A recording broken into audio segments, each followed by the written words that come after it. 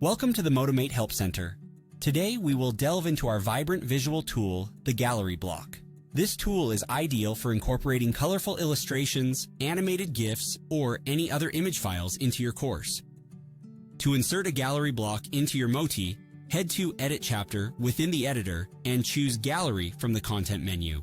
If you wish, you can start by adding a title to the gallery block. You can upload a photo from your computer, add a GIF, create a poster, or include an image from a public gallery. Let's break down each of these components. Beginning with uploading an image from our computer, we have a plethora of editing options available once the photo editor is open. You can apply preset filters, crop the image, or click Save if you're satisfied.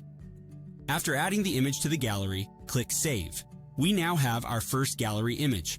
Keep in mind that a gallery can hold multiple images, so we'll keep adding. Each photo can carry a description, and to enlarge our gallery, simply hit the plus button. Having uploaded an image from our computer, let's move on to add a GIF.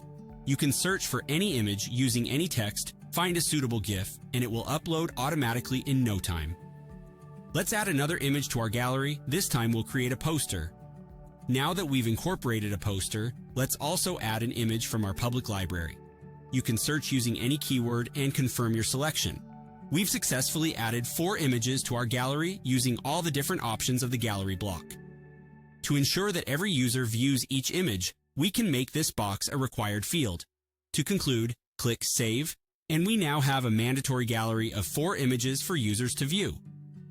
We hope you found this video informative, and we eagerly await your return for our next learning video.